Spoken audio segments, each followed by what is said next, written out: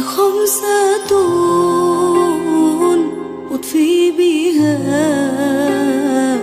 حر الوباء الحاطمة. بسم الله الرحمن الرحيم. السلام عليكم ورحمة الله وبركاته. بسم الله الحمد لله والصلاة والسلام على رسول الله سيدنا ومولانا محمد بن عبد الله وعلى آله وأصحابه ومن تبع هداه. سبحانك لا علم لنا إلا ما علمتنا إنك أنت العليم الحكيم. رب اشرح لي صدري ويسر لي أمري واحلل عقدة من لساني يفقهوا قولي. ربنا آتنا من لدنك رحمة وهيئ لنا من أمرنا رشدا. قال المصنف رحمه الله تعالى ونفعنا به وبعلومه وأمدنا بأسراره وأعاد علينا من بركاته في الدارين آمين. Melanjutkan pembacaan hadis tentang Fadailul Quran. Alhamdulillah, ini memasuki minggu ketiga dari bulan Ramadan dan memasuki 21 bulan Ramadan. Rasulullah sallallahu alaihi wasallam menganjurkan dan mengajak kepada kita supaya mencari malam Lailatul Qadar di 10 terakhir bulan Ramadan, utamanya di malam ganjil. Oleh karena itu, marilah kita bersama-sama memperbanyak ibadah dan memperkokoh keimanan kita dengan mendekatkan diri kepada Allah Subhanahu wa taala melalui memperbanyak membaca Al-Qur'an. Allah Subhanahu wa taala memiliki keluarga di dunia ini, yaitu Ahlul Quran. Sebagaimana Rasulullah sallallahu alaihi wasallam menyampaikan melalui riwayat dari Anas bin Malik. Qala Rasulullah sallallahu alaihi wasallam, "Inna lillahi ahlina minan nasi." Qalu ya Rasulullah, man hum? Qala hum ahlul Quran, ahlullahi wa khassatuh. Hadis ini diriwayatkan atau ditakhrij oleh Ibnu Majah. Rasulullah sallallahu alaihi wasallam bersabda bahwa Allah itu memiliki keluarga dari kalangan manusia. Para sahabat pada saat itu bertanya-tanya. Kemudian pertanyaan itu disampaikan kepada Rasulullah. Manhum, gerangan siapa yang menjadi keluarganya Allah itu? Qala hum ahlul Quran, ahlullahi wa khassatuh. Yaitu ahlul Quran, ahlullahi, keluarganya Allah, wa khassatuh, dan orang-orang istimewa atau yang diistimewakan oleh Allah Subhanahu wa taala. Sungguh sangat rugi sekali jika dalam momen yang sangat berharga ini di bulan Ramadan kita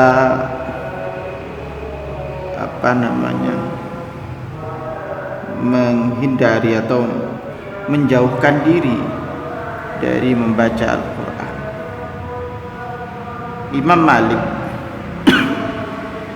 Imam Malik ketika masuk bulan Ramadan itu beliau berhenti membaca kitab Al-Muwatta. Pun demikian Imam Sufyan Ats-Tsauri, beliau berhenti melakukan ibadah-ibadah sunnah kecuali beliau membaca dan memfokuskan diri membaca Al-Quran. Nah, ahlullah ini adalah ahlul Quran. Ahlul Quran termasuk adalah orang yang mencintai Al-Quran. Orang yang mencintai Al-Quran, gemar membaca Al-Quran, sehingga Al-Quran menjadi bagian hidupnya yang tak terpisahkan.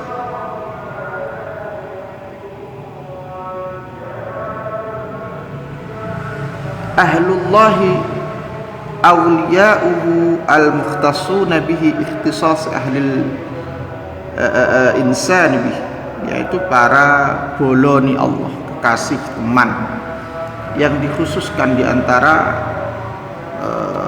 manusia. Maka ahlullah ini orang yang gemar dan banyak membaca Al-Quran. Tidak hanya orang yang menghafal, memiliki hafalan ataupun yang lain,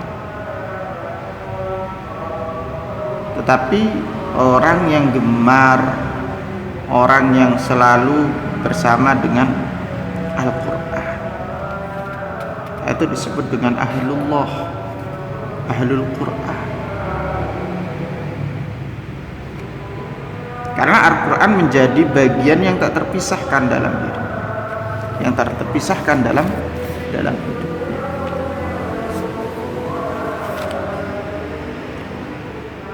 Dari Sayyidah Aisyah radhiyallahu taala anhu, beliau menyampaikan, qala Rasulullah sallallahu alaihi wasallam, al-mahiru bil Qur'ani ma'as sakharatil kiramil bararah.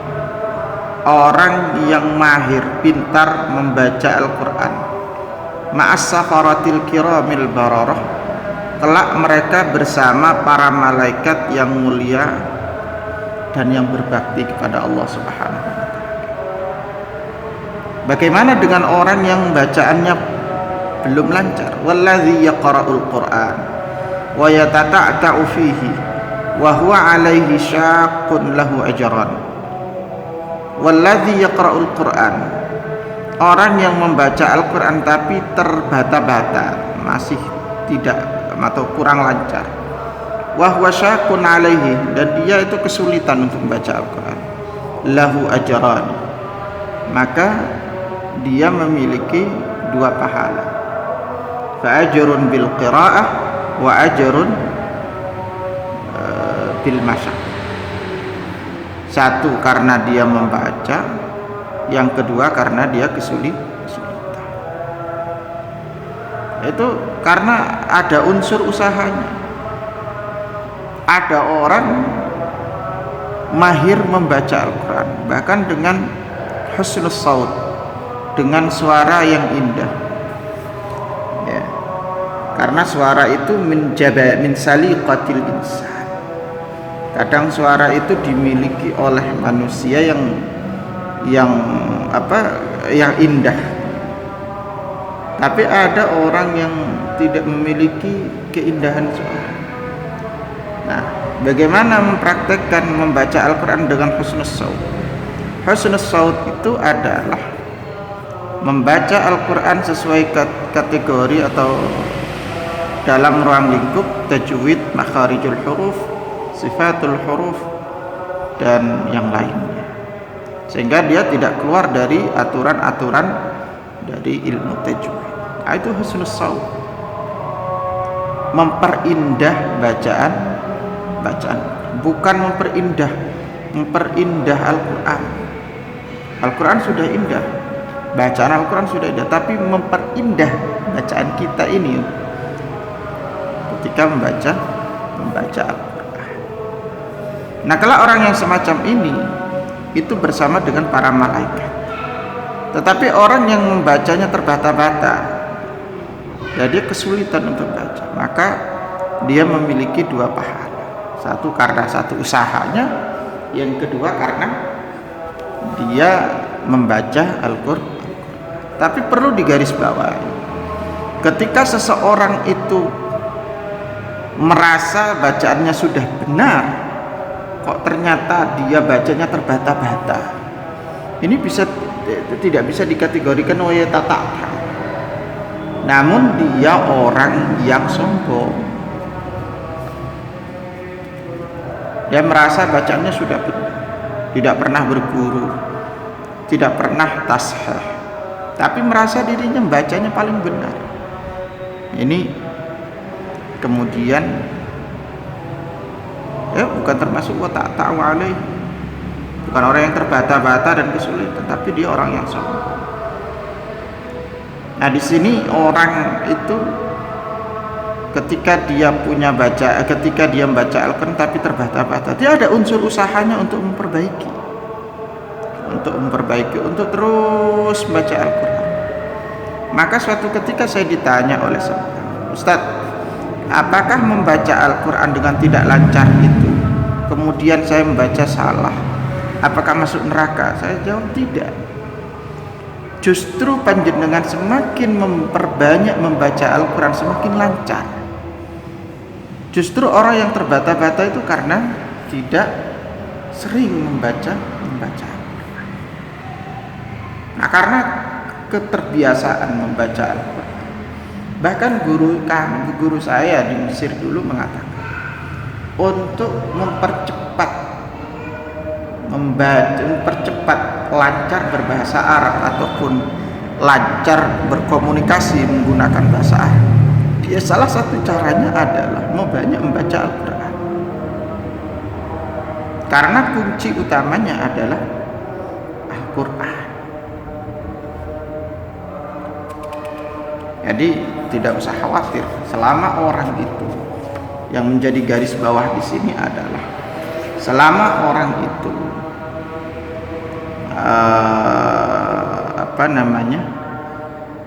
selama orang itu masih ada unsur usaha untuk memperbaiki, untuk membaca, maka disitulah Allah akan memberikan pahala dengan pahala membaca dan pahala kerumitan atau usaha yang dia lakukan.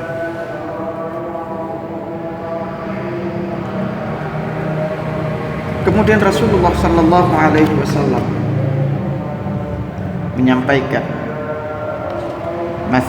melalui riwayat dari Abu Musa al-Asy'ari, mathalul mu'min alladhi yaqra'ul Qur'an kamathalil utrujjah rihuha tayyibun wa ta'muha tayyibun wa mathalul mu'min alladhi la yaqra'ul Qur'an kamathalit tamr la riha laha wa ta'muha hul wa mathalul munafiqi alladhi yaqra'ul Qur'an mathalur rayhanah rihuha tayyib wa ta'muha murrun wa mathalul munafiqi alladhi la yaqra'ul Qur'an kamathalil hanzalah laysa laha rihun wa ta'muha murrun.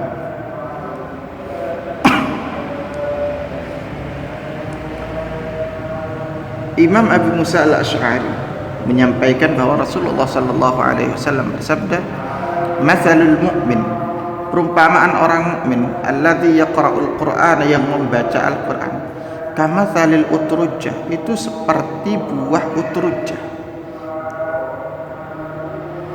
Apa utrujjah itu apa?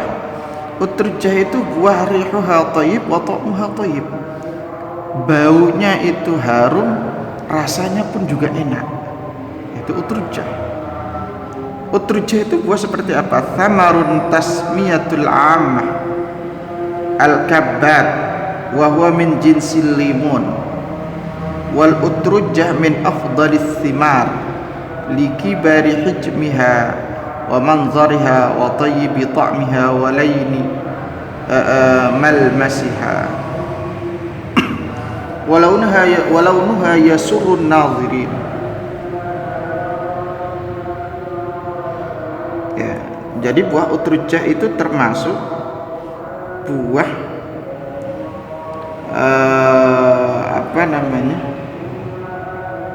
termasuk dari jenis lemon, dan dia termasuk paling baiknya buah karena besar ukurannya, kemudian harum baunya, kemudian lembut sentuhannya, warnanya itu menyenangkan orang yang memandang.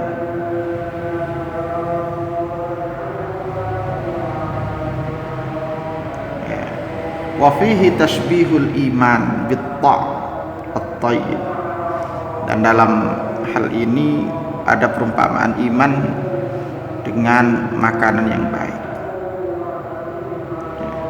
Likaunihi khairan batiniyan, karena yaitu baik secara batin, la yadhharu likulli ahadin, tidak tampak bagi setiap orang.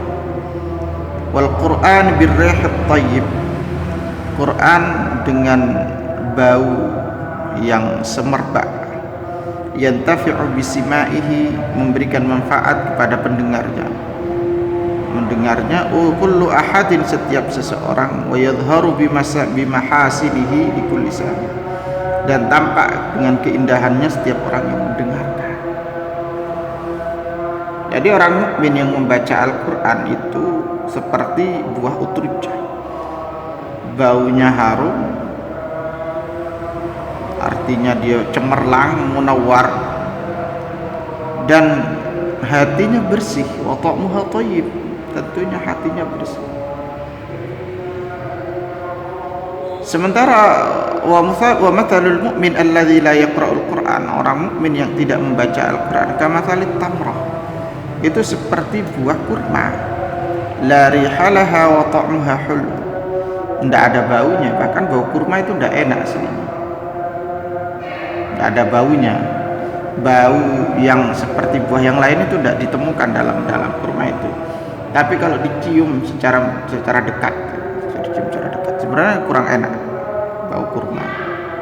Wa ta'muha hulun, tapi rasanya itu baik. Wa mathalul munafiq alladzi yaqra'ul Qur'an, orang munafik yang membaca Al-Qur'an, kamathalur raihan, itu seperti buah raihan, rihuha thayyib, kenanga, baunya baik tapi rasanya pahit. Ini kebalikan daripada kurma. Wa mathalul munafiq alladzi la yaqra'ul Qur'an, orang munafik yang tidak membaca Al-Qur'an, kamathalil hanzalah, seperti buah hanzalah, seperti labu.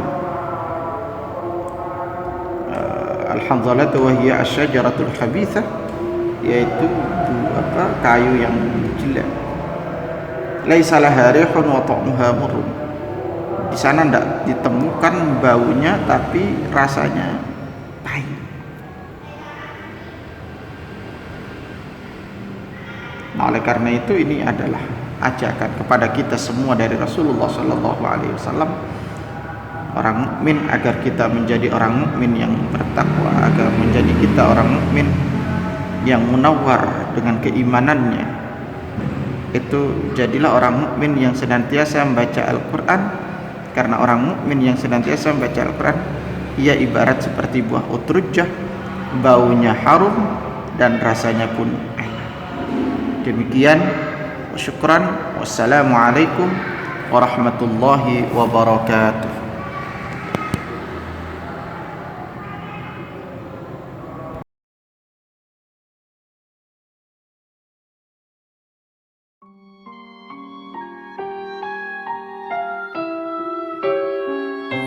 خمسة أطفي بها حر الوباء الحاطمة، المصطفى والمرتضى